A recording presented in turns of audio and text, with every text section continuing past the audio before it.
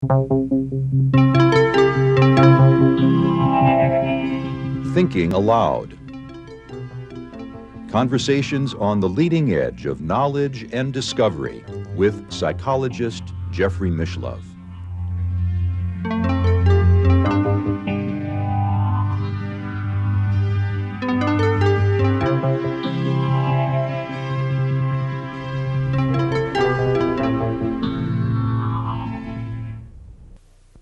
Hello and welcome. I'm Jeffrey Mishlove. Today we're going to be exploring the holographic model of reality and its implications for ourselves, our bodies, and the world around us. With me today is Michael Talbot, author of several books including Mysticism and the New Physics, Beyond the Quantum, Your Past Lives, and most recently, The Holographic Universe, as well as 3 novels. Welcome, Michael. Thank you, Jeffrey. It's a pleasure to be with you. Nice to be with you. You know, one of the things that you point out in the holographic universe is that this is a model that's been around now for a few decades, but it's really beginning to show its power in explaining many, many areas of personal experience and science at the same time. Can we talk a little bit about how the model developed? Sure. It was developed by two men, University of London physicist named David Bohm, who was a former protege of Einstein, and a Stanford University neurophysiologist named Carl Pribram. And they worked independently. Pribram was studying memory and found that there's evidence that the brain operates holographically. And Bohm was studying subatomic physics and found that on the subatomic level, the fabric of reality seems to possess properties that are reminiscent of a hologram. So if you put those two ideas together, that our brain seems to be holographic and the universe is holographic, it suggests that maybe it's compelling evidence that the universe may be a kind of hologram, not that it's literally a hologram, but that it's a good metaphor or way of understanding the universe. Now, when you say it's holographic, what do we mean, really?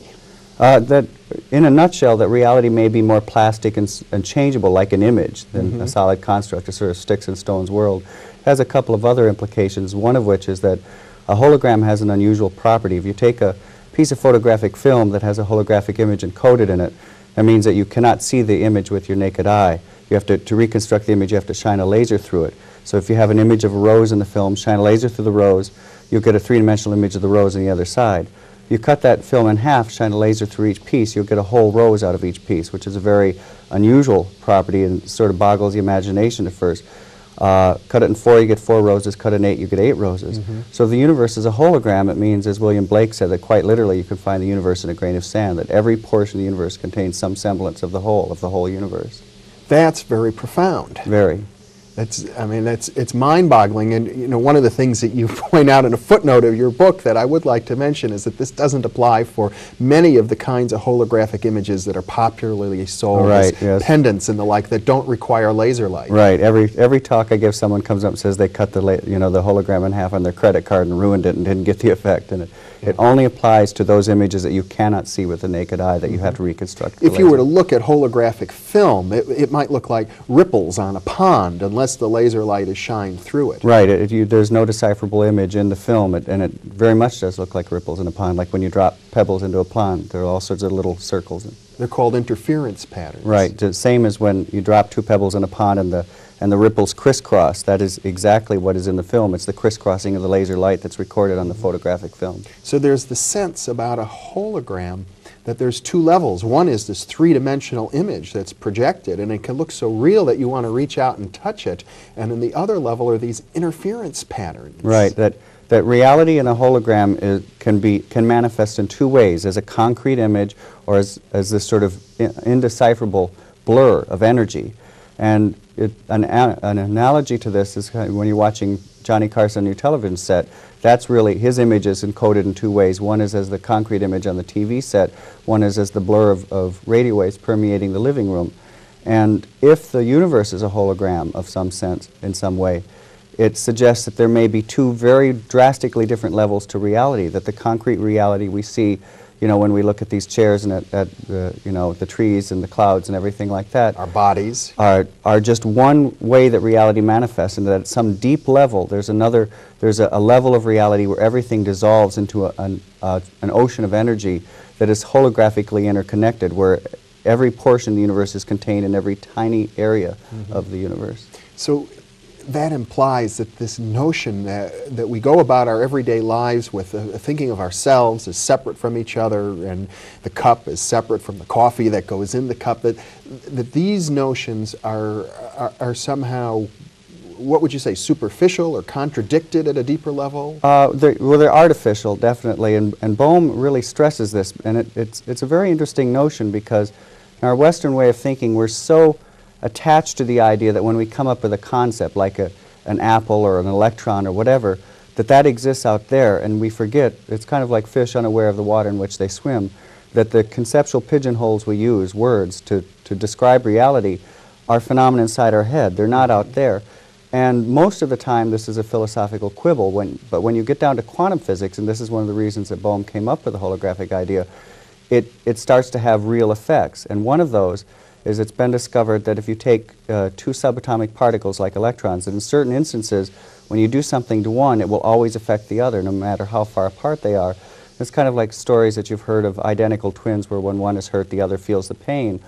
And the problem is that we can find no process known to physics that explains how these could be sending a signal back and forth. In fact, because it would have to be faster than the speed of light. Instantaneous. It would have to be an instantaneous signal, and Einstein's theory of relativity said you can't have instantaneous signals because it would mean that you could violate the time barrier and conceivably call your grandfather and tell him not to marry your grandmother. And most physicists say, well, this would be just too troubling to incorporate into a rational picture of reality. Bohm explains it in a different way, which is a very interesting way, and he says, if you imagine that you've got an aquarium in which you have a fish swimming, you have a TV camera facing the front of the aquarium, one facing the side of the aquarium, and you have a monitor attached to each camera. Now you also imagine further that you come from a culture that's never seen aquariums, never seen fish, never seen monitors or cameras. All you are privy to is the two images on these screens. He says that maybe, you know, if you look at these two screens, you're going to see a side view of a fish and a frontal view of a fish. And because you don't know what the deeper reality is, the reality of the aquarium, you may assume that these are two separate things. But two different fish. Two different fish, two different objects. But every time one fish moves, the other is going to make a corresponding movement. And you may then jump to the conclusion that somehow the one fish is signaling the other or communicating the other to say, hey, do this, instantaneously. And Bohm says this is what we've done with subatomic particles, that we assume that an instantaneous communication is going on when that's not really what's going on at all. At a deeper level, a very holographic level of reality, every particle in the universe collapses to a sort of cosmic unity. They're not signaling each other. They're like that fish where there's the level of the aquarium. And so what that means, talking about words, is that there is no separation between electrons. Furthermore, there's no separation between people. And this has all kinds of very boggling implications, one of which is that we've always tried to understand, for example, psychic phenomena, like how could I get information out of your head in my head, as some sort of signal going back and forth. But if we're organized, if we live in a universe that's organized holographically, you no longer have to tackle it that way. It could be that I have the entire universe and every neuron, every cell, every atom, every electron in my head, and you do also. So when we can access that, we can access information that seems to be beyond our normal sensory reach. Well, you know, I'm very interested in psychic phenomena, and I know you've had many personal experiences, and I want to touch on it, but this is not a model that was developed in order to explain psychic phenomena. And I think to neuropsychologists like Carl Pribram, the fact that it happens to provide an explanation for psychic phenomena is almost a bit of an embarrassment, that he developed the holographic model because he was trying to come to terms with memory. Right. So let's talk about that. Sure. Pribram was working under a very famous neurophysiologist named Carl Lashley, and it was at a time when it was believed that memory was stored in a specific spot in the brain, and there was something called the proverbial grandmother cell, that there was literally a cell in your brain that contained the memory of your grandmother, what you knew about your grandmother. And so they did a rather gruesome series of experiments for animal lovers, but it came out with some very profound information. They took rats and they taught them how to run mazes. And then they would surgically remove various portions of the brain, Pribram and his mentor, Carl Lashley. The reasoning being that if they could remove a portion of the brain and the rat could no longer run the maze, they'd found the area of the brain where the rat's memory of the maze running ability was encoded. Now, every time they removed a different portion of the brain, they discovered that they could never remove the memory of how to run the maze. They could impair the rat's ability so it might limp through the maze, but they couldn't remove it. And really, you know, surgeons had known this for a while, doctors had known this for a while, because when people have head injuries, they don't forget half of the alphabet or half of their family or half of a novel they read. They have global memory impairment where their entire memory may be hazy. But memories don't seem to be stored in our heads in the same way that books are stored on a shelf. And it wasn't until the 60s when Pribram encountered the holographic model that says that the whole is contained in every part that he said, aha, this may be what's going on in the brain. Specifically, because a hologram is made out of interference patterns, the hologram that you see, that we talked about earlier is made out of the interference pattern of laser light, but it can be made out of the interference patterns of any kind of energy, electromagnetic energy, electricity, X-rays even. And so Pribram said, since our synapses are constantly giving off electrical impulses, these are like proverbial pebbles dropping into the sort of electromagnetic pool of our brain. They're sending out ripples that are constantly crisscrossing. And he believes that's what the brain hologram, that's how we think and how we remember is through that hologram inside the head. It would apply in another sense, too, because if you take a hologram image and cut it in half or in quarters or in tenths, each time you reduce it in size, the image becomes fuzzier and fuzzier, even though the whole image is there, just the way memory would seem to be. And it becomes fuzzier when you have portions of the brain removed. Yeah. Correct. And Pribram then also noticed that the same principle applied for visual information processing. Well, yes, it's very interesting. He did not make the discovery, but he came upon the research done by other investigators. And that is another very interesting thing. As you know, Mother Nature uses all kinds of mathematical languages. When we go to understand physical phenomena, we generally find that there's some sort of mathematical underpinning to whatever the phenomena is. There are uncountable mathematical languages. It turns out that the mathematical language involved in the making of a hologram is a system of mathematics developed by a Frenchman named Fourier. They're called Fourier transforms. Well, it also turns out that our brain uses Fourier transforms to translate visual information. And this is a very unusual state of affairs. It's kind of like discovering Eskimos speaking Spanish. It's not proof that the brain is a hologram, but it's suggestive that the brain is a hologram. And it turns out, in fact, all of our senses appear to rely on sort of Fourier transforms, that they all seem to use the same mathematics. So again, here's evidence that the brain uses the same mathematics to decipher the sensory world as are involved in the making of a hologram, which is, as I say, not proof, but compelling evidence that something is going on there. Well, what this seems to suggest is a new way of looking at consciousness itself. Very much so, yeah. It's an interesting thing. I have to say that I differ a little with Pribram, because Pribram thinks that the brain, as I said, that it's the electrical interference patterns in the brain. It is a brain hologram. I'm kind of a mystic because, at a young age I had an out-of-body experience where I left my body, and it became quite apparent to me while I was having this experience that I was thinking, but my brain was back in my body, which I could see in my bed. I knew it wasn't just a dream because I floated out over the ground outside my family's house, and I saw a book lying on the ground, and it was a book by the French short story writer Guy de Maupassant. And the next day, a neighbor said, by the way, Michael, I lost a library book by Guy de Maupassant. Have you seen it? And I thought, well, I floated over it last night. I didn't tell the neighbor that. But there was the book. And I was always I'm still very scientifically oriented. I want to understand the world in scientific terms. But it was really the first time that I sort of had to confront, the difference between my spiritual beliefs that we can survive, our bodily death, and this deeply held belief, scientific belief of mine that it's the brain that's doing the thinking. And I realized I had a kind of epiphany where I thought it isn't the brain that's doing the thinking. So I am not entirely certain that it's just the electromagnetic interference patterns that is the brain hologram, because those obviously would perish when the brain perishes.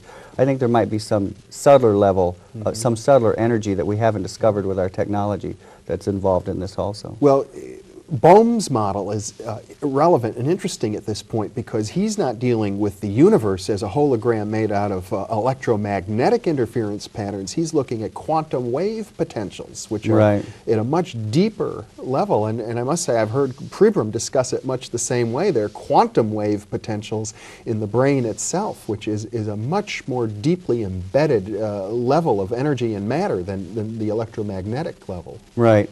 Bohm, it's a funny thing in science. The great physicist Hermann Bondi called it the lure of completeness, that we tend, when we find some sort of outermost perimeter to what we can measure, we assume there's nothing beyond it. And I refer to it It's kind of like you know, in ancient times when we only knew a certain portion of the world, people always seem to say beyond the edge of the map there be monsters, that there was nothing there.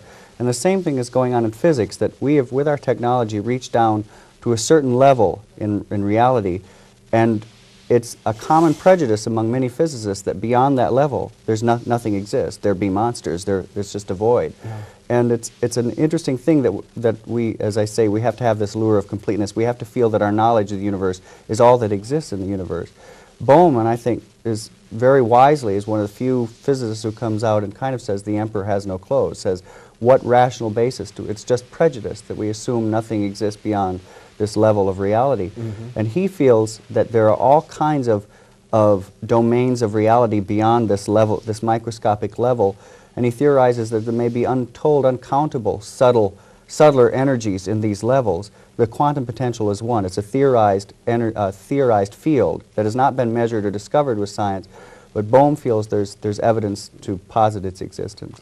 And it's now rather well accepted, I understand, among quantum physicists. I wouldn't say that. No, it's pretty controversial, and the reason it's controversial is because the standard explanation of quantum physics has decided that this lure of completeness, that there's nothing beyond. You know, the Danish physicist Niels Bohr, who's one of the founder of quantum physics, basically said you get down to a certain level of reality and things become blurry and you can't know anymore. And Bohm takes a very different route, which at this point is very sort of looked down upon by a lot of physicists, because most have been schooled in the way of Bohr's thinking. Yes. And Bohm, the quantum potential is not looked upon kindly by most physicists, I would say. Well, I don't think we want to get into too technical a discussion of quantum physics at the moment, but I do think it's important to bring up the uncertainty principle, because in a way it's where physics comes full circle. And as I understand it, physics are saying, well, there may be all kinds of stuff, but we'll never know it because we interact with it. Anytime we attempt to look at particles beyond a certain level, the very act of observation changes things, and that brings us to a point where we realize that the distinction between subject and object breaks down. Right. But physicists get very funny about it. They get kind of schizophrenic because they'll openly admit that subject and object breaks down there, but they say that somehow this has no effect in the real world. This does not translate from the microscopic level to our level, although there is a sort of creeping evidence in the scientific world that it does translate into our level. One obvious example, I think, that it translates into our level is that helium cannot be frozen solid. You can freeze hydrogen solid, you can freeze carbon dioxide solid, but helium, for helium to become its atoms to align in a solid form would violate the uncertainty principle, and nature doesn't seem to allow that. So you can't, no matter how cold helium gets, it remains a liquid. That, to me, if you can have a beaker full of liquid helium, and that exists at our level of existence, and it's a sort of manifestation of the uncertainty principle, and it's where it's sort of slipped over into our world. There are other things going on right now where there's a device called a squid, which is a sort of electrical coil in which it looks like we may be able to demonstrate that the current, if you say which direction is the current going in the coil, it's going both directions at once, which is kind of an impossibility, but to simultaneously do that, that too is a quantum phenomenon, that these two realities are overlapping. So I think we will cross that barrier. Well, I must admit, Michael, I'm not sure that I totally grasp the implications of those examples, but the examples I would like to focus on that do seem more relevant are the ones that suggest the enormous ability of the mind to affect systems in the body, the placebo effect, the work with healing and visualization. Well, this gets away from Bowman into Pribram, but it's equally interesting with equally profound implications. Pribram, as I said, says that we're thinking with holograms inside our head, and that out there exists something that's more akin to the radio waves in the room from which your TV gets the image. So in essence, we're kind of conscious TV sets. And what we think is reality when we look out here is really just the image on the TV set inside our mind, but doesn't exist out there. And Pribram says this is why there's all kinds of evidence that we seem to respond more to the models of reality in our head than out there. In the Holographic Universe, I give an example of a psychologist who did a study where he took soldiers and marched them all the same distance, but he told some they marched Like he'd march them all 30 or 20 miles, but told some they marched 10, some they marched 20, some they marched 30. But they all marched the same distance. At the end, he took physiological readings and discovered that physiologically they responded not to the actual mileage that they had marched, but to what they had been told, the model of reality that they assumed they had, the reality in their heads. And in medicine, people have used this application of the holographic idea that we respond to the model of reality to say this may be why we respond more to the placebos, to fake drugs. There's a very famous example of a fellow who had lymphatic cancer, tumors the size of oranges all throughout his body. His doctor basically thought he had about 3 days left to live. The fellow heard about a new drug called Crebiozin and said, "You've got to give this to me." And the doctor said, "Well, frankly, you know, I don't think you have long to live, and this drug takes several weeks to take effect." The man implored him, and the doctor gave in sort of as an act of pity. He gave the man Crebiozin, and 3 days later, the man's tumors melted, as the doctor put it, like snowballs in a hot stove, completely gone out of his body, faster than the strongest radiation treatment could have melted them away. The man is up and around, walking around his hospital room, resumes his normal life, seems to be completely cancer-free. Several months down the line, he reads an article saying Crebiozin isn't that effective. Boom, boom, boom, all his tumors come back. He's back in the hospital. The doctor starts to realize that maybe it wasn't the drug that cured the man, but the man's belief. So he lies to the man and he says, "Those articles are wrong. Crebiozin is effective, and in fact, I've got an even more potent version of it." He injects just salt water into the man's veins. Again, the man's tumors melt away. He resumes his normal life. Unfortunately, many months down the line, he reads final studies on Crebiozin saying it's completely ineffective. Boom, boom, boom, his tumors come back and he dies. But the bottom line is somehow this man had the ability to access some deep level of healing himself. It wasn't the drug, because salt water worked just as well as this alleged drug. And so again, here's an instance where he responded to the model of reality in his head, this deep belief that this drug would heal him, even though he wasn't even receiving the drug at a certain point in his treatment. And his body responded in kind. And that, to me, is the most exciting aspect of the holographic idea. And there are countless examples of it. There's a study of a new chemotherapy in England where they took a group of cancer patients. Half the patients they gave the drug, half the patients they gave a placebo, a fake. No one knew who was receiving the real drug or not. They told all the patients, "This is a very toxic drug, may cause you to lose your hair." 30% of the people receiving just the fake lost their hair. And when I first heard this, I immediately thought, oh my gosh, about every donut that I'd ever eaten in my life, and thought, oh, this is really bad for me. That I may be responding to the model of reality more than you know, the nutritional aspects of the donut.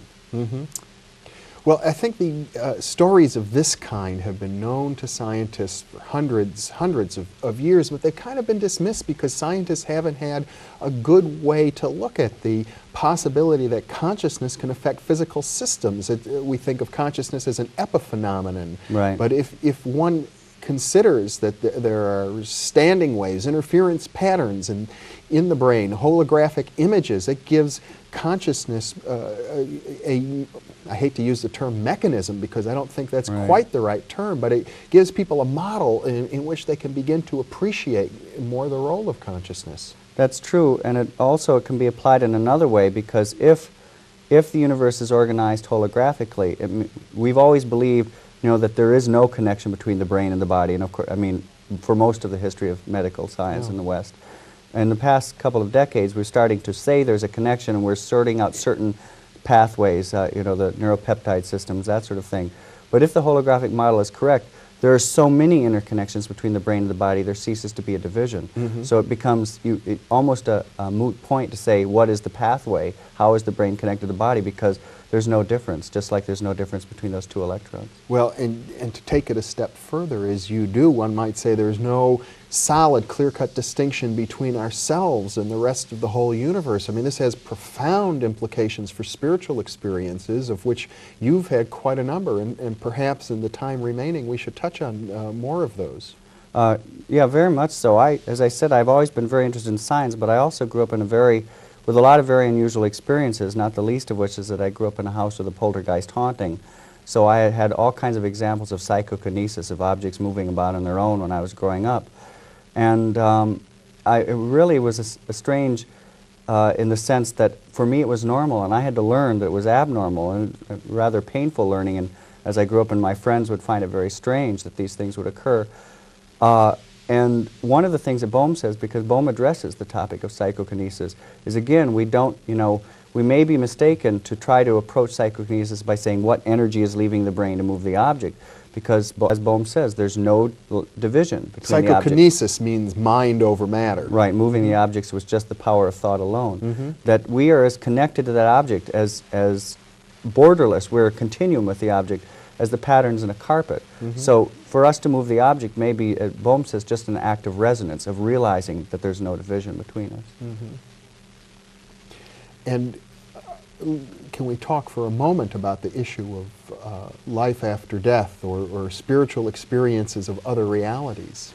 Yeah, that's one of the areas you had mentioned earlier, that one of the exciting things about the holographic idea is that people have taken this and explored all different realms. That some have used it to say this is how acupuncture works, because it turns out that there are little micro-acupuncture systems where you can find the entire body in the acupuncture points of the ear. Recapitulated in, right, in the ear, yes. Right. So we've talked about the placebo effect. Some have said that the holographic idea applies in near-death experiences. One of these individuals is Kenneth Ring, who is at the University of Connecticut, studies near-death experiences. And it's interesting because in report after report of people who have been declared clinically dead, go to some apparent other level of reality and then come back, they refer to this other level of reality with terms like frequency and energy and even hologram, that it's a more plastic level of reality where thought seems to create things instantly. There are instances of people having near-death experiences where they think they're hungry and instantly food appears. Or perhaps an even better example, when people find themselves out of their body, there are cases where people look down and see that they're in a naked body and they go, oh my gosh, I'm naked. Instantly they have clothing on. Now we don't assume that clothing has a soul, that it has a spirit that survives. So somehow it appears that the mind can sort of pull out of this ocean of frequency a hologram of clothing. And this is what Ken Ring says, is that we're entering deeper into the hologram when we have near-death experiences, when we leave our bodies. So there's so many different areas that have kind of been at the fringes of our understanding that we can now begin to look at with new eyes. Michael Talbot, it's been a pleasure to have you with me, and for those of you watching, you may be interested in knowing that this discussion will be part of a Thinking Aloud Inner Work videotape available along with an additional hour of discussion going deeper into these questions with Michael Talbot. Michael, thanks so much for being with me. My pleasure, Jeffrey. And thank you for being with us.